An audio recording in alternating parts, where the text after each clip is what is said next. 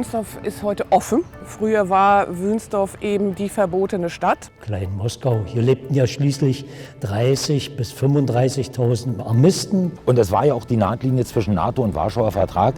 Also hier war wirklich geballte Kraft. Also ein ganz spannender Ort, der über Jahrzehnte nicht betretbar war. Und hier entsteht gerade ganz viel. Also man wird eigentlich jedes Mal aufs Neue überrascht, wenn man auf das Gelände kommt. Es ist einzigartig in dieser Zusammensetzung. Die Geschichte, der Aufbau, die weitläufige Anlage auch, das ist was Besonderes.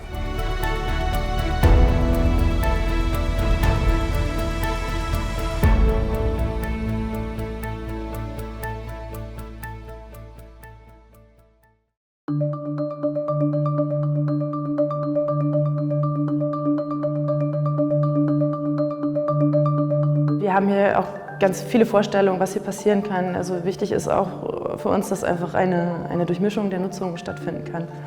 Es gibt Gebäude, die sich zum Beispiel als Ateliers eignen. Es gibt Gebäude, die würden sich für Cafés eignen. Es gibt was sich als Kita eignen würde. Bei einem historischen Gebäudeensemble wie diesem gibt es natürlich immer die Herausforderung, die Interessen aller Beteiligten unter einem Hut zu kriegen. Es ist aber natürlich auch sehr spannend, die verschiedenen Perspektiven in die Planung zu integrieren. Für einen Restaurator ist es natürlich wichtig, dass Elemente aus der Bauzeit erhalten werden. Alle, die noch gut sind, so weit wie möglich halten, weil man dadurch den Charakter der Gebäude auch irgendwo bewahren kann. Und durch die Rekonstruktion der ursprünglichen Farbgestaltung zum Beispiel kann die Wirkungsweise der Häuser ja auch wiederhergestellt werden.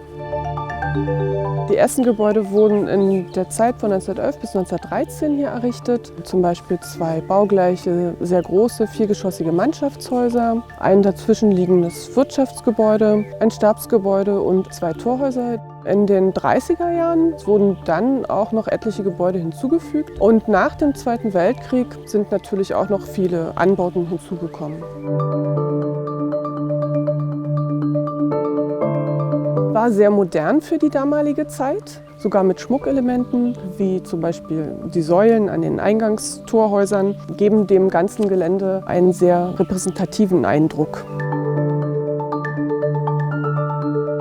Die Außenanlagen wirken im Augenblick noch sehr verwunschen. Beim näheren Betrachten werden diese regelmäßigen Strukturen deutlich. Also dass es wirklich Alleesysteme gab und so wie die Gebäude nicht nur funktional sind, sondern auch gestalterisch sehr wertvoll. So ist auch die Außenraumgestaltung. Also das ist ein ganz enger Bezug. Wir konnten anhand der alten Aufnahmen feststellen, dass es also auf dem freien Acker angelegt wurde und man also ganz bewusst eine Neuanlage geschaffen hat und zum einen natürlich versucht hat, die militärischen Grundzüge, also was muss ja auch geordnet und übersichtlich sein, aber man hat wie oft so in historischen Anlagen das Funktionale mit dem Gestalterischen verbunden.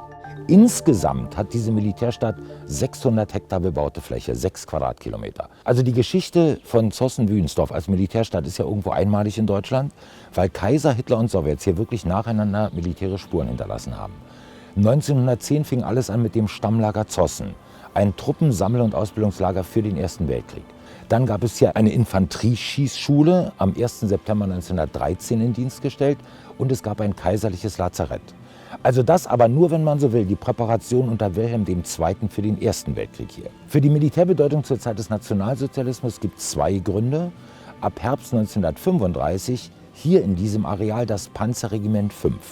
Zweite Militärbedeutung unter Hitler, Stationierung Oberkommando des Deutschen Heeres, Hauptquartier. Am 21. April 1945 war dann die Rote Armee hier. So, und dann eigentlich allgemein bekannt war ja Wünsdorf von 1953 bis 1994 Sitz für das Oberkommando der sowjetischen und dann auch noch der russischen Truppen in Deutschland. Am 12. Juni 1994 war hier die offizielle Abschiedsparade der Russen aus Wünsdorf. Da waren die hier unten rund um das Haus der Offiziere nochmal mit ihren Ehrenformationen angetreten und dann da weiter moi, ab nach Hause. Also im Sommer vor 25 Jahren, Ende August 1994, war hier Schluss mit der Militärgeschichte.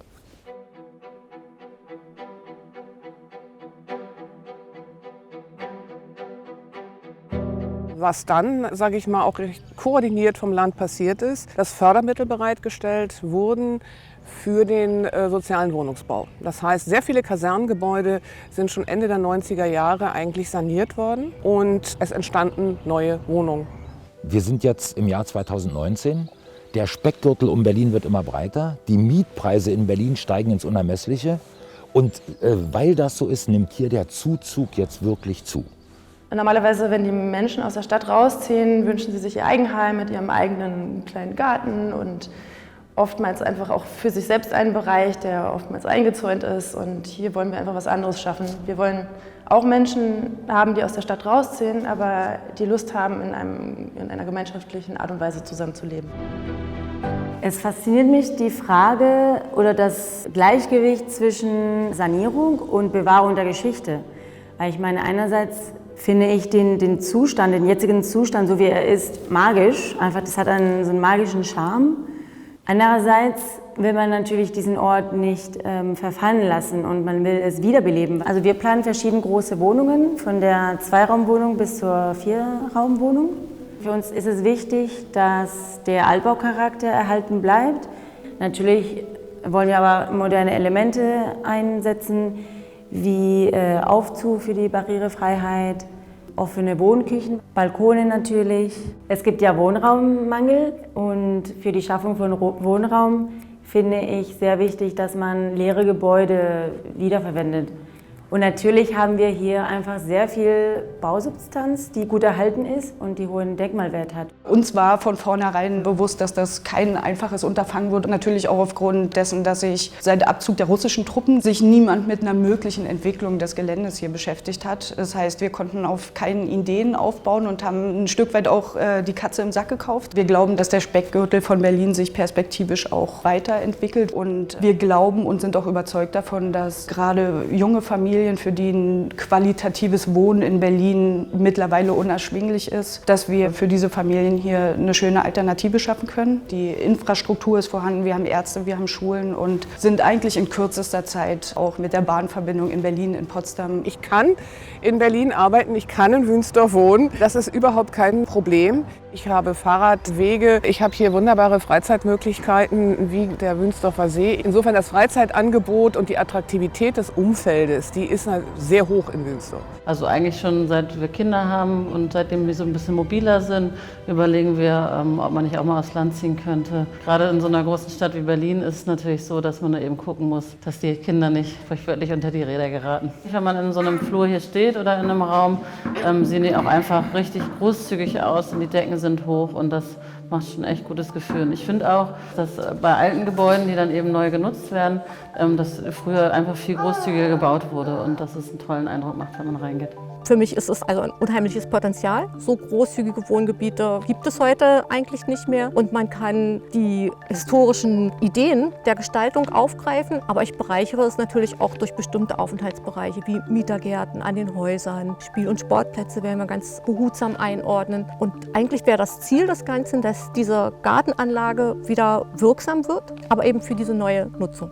Sowas wie, dass der Kindergarten gleich dabei ist, das ist für Familien total einfach. Dass man auch so irgendwelche Gemeinschaftsgebäude hat, das finde ich unheimlich toll, wo man dann sich nicht in den eigentlichen Räumlichkeiten trifft, sondern eben in so Gemeinschaftsräumen.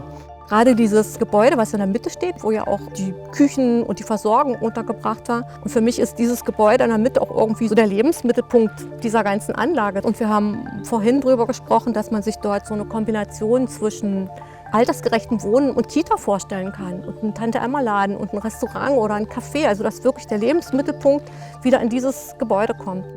Eigentlich kann das alles wie so ein kleines, geschlossenes Gemeinschaftssystem funktionieren. Wer hat ein Theater oder ein Kino mitten in seiner Wohnanlage? Im Bauabschnitt 2 stehen wir jetzt in dem Fall hier zum Beispiel. Das ist ein ehemaliges Theater. Das werden wir voraussichtlich auch weiterhin kulturell nutzen wollen. Wenn wieder eine Sauna entstehen würde, das wäre natürlich auch toll. Oh ja. Ja, das ist zum Beispiel hier diese berühmte Sauna. Heute sieht es nicht mehr so gut aus, aber als wir diese hier entdeckt hatten, also beeindruckend gewesen. Die Türen, die Art und Weise, wie so im russischen Märchen, so wie die das hier künstlerisch gemacht haben, hervorragend. Das haben Soldaten gebaut, ja. Also die hatten schon was drauf. Also wo gibt es einen so geschützten Raum, in dem ganz viele Funktionen eigentlich möglich sind und eben wirklich auch sehr lebenswert ist dadurch, ne? Ein Platz, sich aufzuhalten, zu spielen und die Natur zu erleben, das es innerhalb einer Stadt eigentlich gar nicht mehr gibt. Auf jeden Fall. Auf jeden Fall ist das eine Chance für Wünsdorf, wenn diese Wohnungen jetzt hier saniert werden. Und wir sind alle froh, dass viele Investoren diesen Standort jetzt auch entdeckt haben. Also jeder, der hierher zieht und jedes Gebäude, das saniert wird, ist der richtige Weg. Ich denke, das wird ein sehr schöner Ort zum Wohlfühlen für viele Generationen. Einfach ein Ort, der genutzt werden kann für viele Menschen, um ein Zuhause zu finden. Ich stelle mir vor, dass hier verschiedene Generationen zusammenleben, aufeinandertreffen, dass man diese Idee, auch dieses Mehrgenerationenhauses hier aufgreifen kann, dass sich die verschiedenen Generationen auch untereinander unterstützen können, dass man davon profitiert, dass wir Kinder haben und Erwachsene und Großeltern. Ja, vielleicht auch als Großeltern. Nein.